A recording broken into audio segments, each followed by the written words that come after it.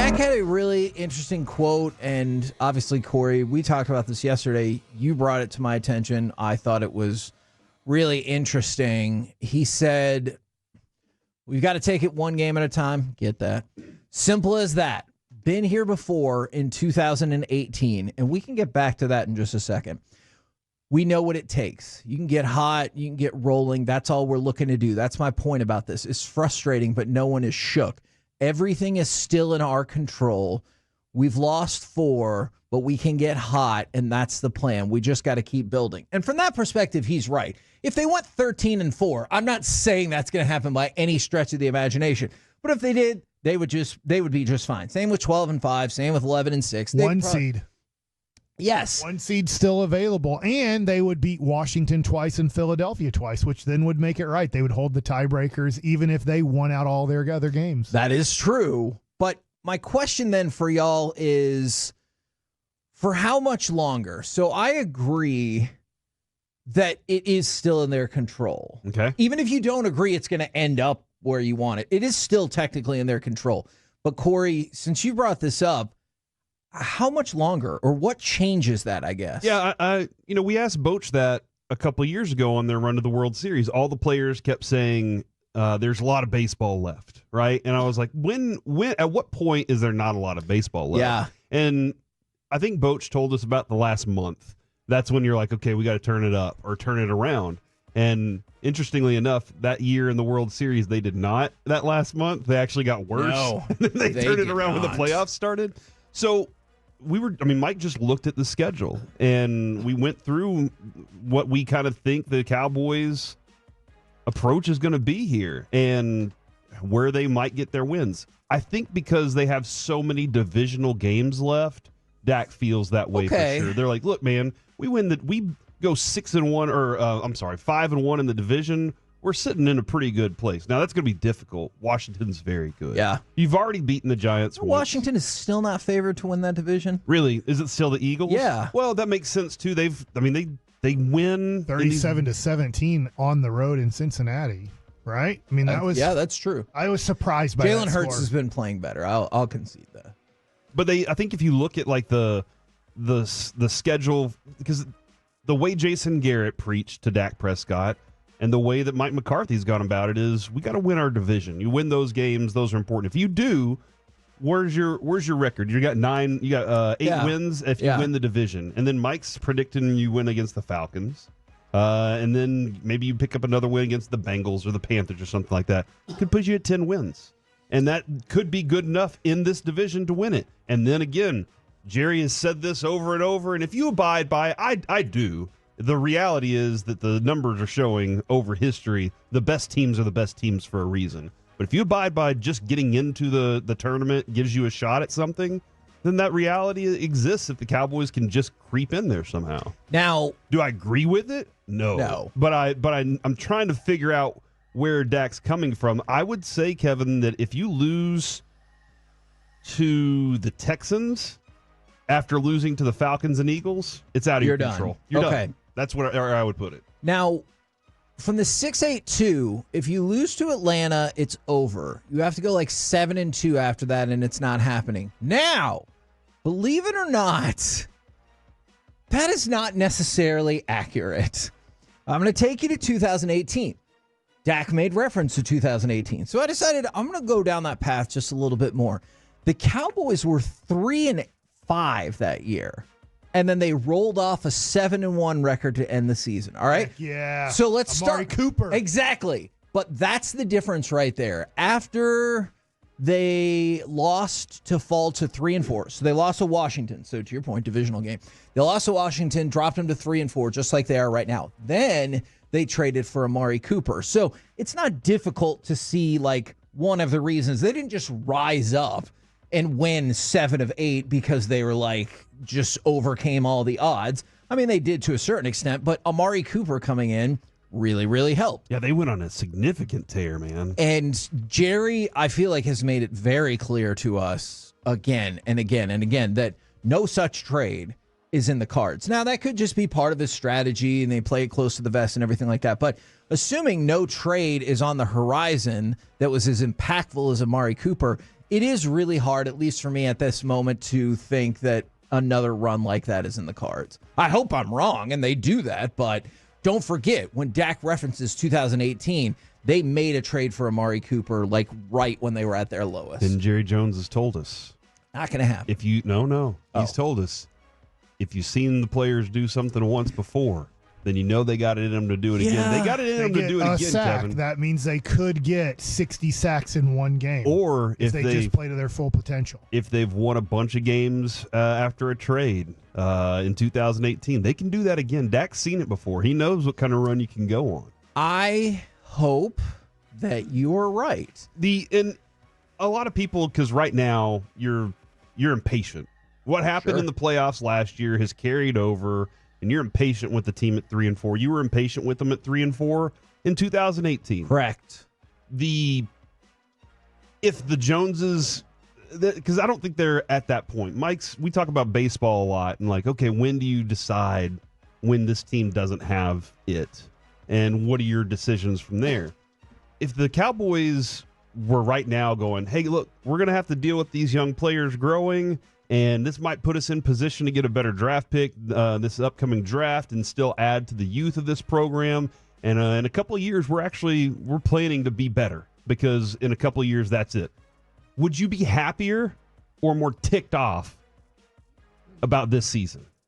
Would you be like, you know what? I have a direction. If I at least I know they're going to continue drafting, they're going to have better draft picks. But right now is not the time to discuss that, because you're not out of it. I think I would be happier and see, okay. So that's why they keep this mindset of we still have a shot. I want to go back. And why quit and fold things up? Okay, let's go back to that. Okay. Because that's what you have to do as a competitor. Right? Like, if you had players from this team come out and go, we're 3-4, it's over. Mm-hmm. Like, that's probably not the person that you want on your team.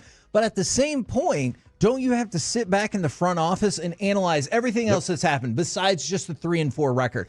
The fact that, man, you got worked in those losses to San Francisco and Baltimore, and then you made a comeback because of, you can define that however you want. And that's probably the difference, right?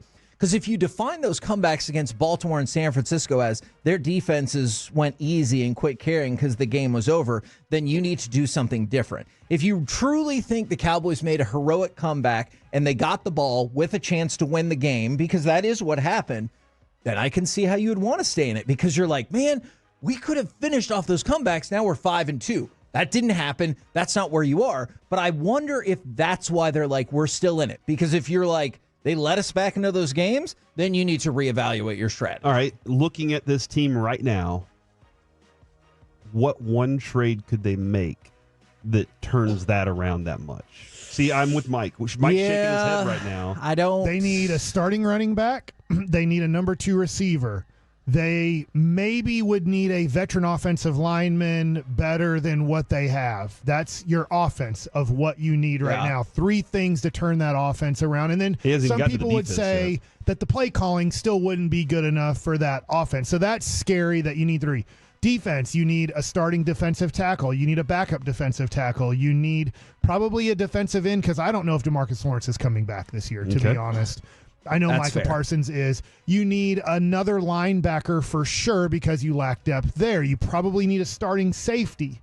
Like, you need too many things for this season to be right. So, Kevin, whenever I'm looking at how I lost those games, the reality is what's going to be the difference that puts things back in my control, and it's too many things. Okay. Because I don't think there's just hey, if we get Cliff Lee, the whole team's going to get that shot in the arm. If we get Cole Hamels, we're going to be okay, and we're going to actually go on a better run than we expected to go on. I'm not disputing that at all. I'm just trying to look at all aspects. And here's one of the issues that I have with, and look, I understand. I see people on the Twitch, on the YouTube, in the fan text, 877-881-1053 is like, dude, you know it. You know this season is over. Why not sell? I'm telling you what Jerry and Steven have said to us. And Jerry said, I think last week, they could be 0-7 and he wouldn't sell players. I think you're right about that, because Jerry didn't say when you're still in it, you don't start trading pieces off. He said, when you make that financial commitment to CD, when you make that financial commitment to Dak, you've decided you're going for it. That's not the time that you trade off pieces. And so it's not the record that he said. He was like, we paid these two people. We're not going anywhere. The reason why I think that is a huge mistake is I think you can take a step back for the rest of the year without destroying your future. Like, let's say DeMarcus Lawrence was going to come back.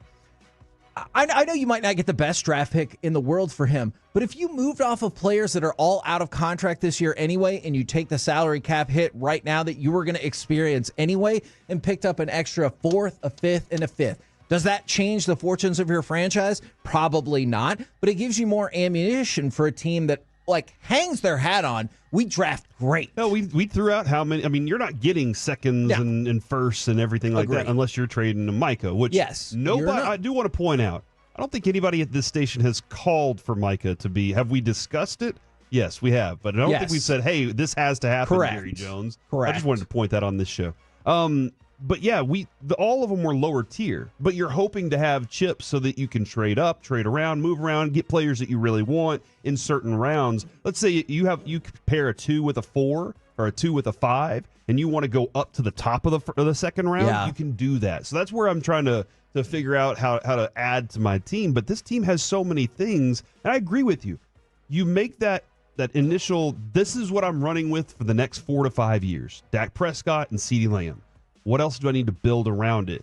Do I have it? Can I get it? What's it going to take for me to get it? How long is it going to take for me to build the team around them? Because right now, what I'm looking at isn't good enough. So I agree with you that you can take a step back and still take steps forward next year. Especially if we talk so much about, this team is badass at drafting. Look, I think they inflate some of those stats by giving second-year contracts or second contracts to players who don't necessarily deserve it. But that is just my opinion. But if the Cowboys are so sure that they're so good at drafting, why would you not want that extra fourth, fifth? I think my opinion, I'm not saying this is the station's opinion at all, because when I do this, I think people get mad up here. You have a person pretending to be a general manager his whole life. He's not. He's never been a general manager of football. He can't do it. He's not. God gave him gifts. Being a general manager of a football team is not even close to one of them. And then Will McClay, I think, is a general manager type guy. Yeah. But he knows his boundaries with the Jones family. So he can't general manage this team. He can only make suggestions, and he knows boundaries he's not going to step over. He will not step over a boundary and tell the Jones family, hey, guys, this isn't the year. In fact, probably 2025 isn't going to be the year either. What we need to start doing is trading players that we don't think can really help us in 2026 through 2028. And we need to accumulate draft picks, because this is the way that you guys believe you can build a championship team. If that's the case, we need 12 draft picks a year, and we need them now. So that being the case, we need to step back for 2 years, try to get our finances right, and then have so many pick assets that we can really improve this team. He's a general manager. I think Will McClay has the ability to be a general manager. You have a dude pretending to do it for 30-something years now. Kevin, Mike that was great lines right there. I loved it all. The process of building a 5-year plan, does it start with your foundation, Dak and CD, or is that an addition in the middle of the 5-year plan? Because I'm not sure when their 5-year plan started, and if last year capped it and they said, okay, now we're starting over and we're revisiting a new 3-year, 5-year plan. Or if maybe Steven has one view of it, Jerry has a different view, and Will has another different view. I don't know. They should all be on the same page, but I feel like you go, okay, I know I have this, and I know I'm going with this. I got to start adding other pieces, but it's going to take time. Okay, I agree with that philosophy. Here's one of the issues that I run into. You can use this on whatever the hell player you want, and it doesn't only have to be Cowboys players. The Cowboys seem to get stuck sometimes in we paid at this level for this player, so that's what they need to be.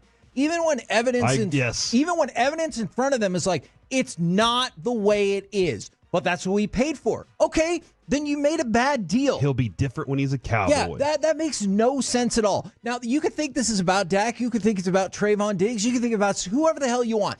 But I bet there's I bet every team in the NFL has this like exact same issue with at least a few players. You think because you pay them at a certain level, that's where they're going to be. And when they're not at that certain level, your expectation is, well, they'll get there because that's what I paid for. That doesn't make any sense at all. Not at all. And that might be a more fatal flaw for this organization than at least most. I'm not going to say all, but at least most of them. I do. Broadus has said this, though. You do get frustrated, though, when you pay those players and they don't live up. And I do get that. Frustrated, or yes. They have that complications. But, like, are you going to will them to get back up to that level? No, you're not. It's not going to happen. Just believe.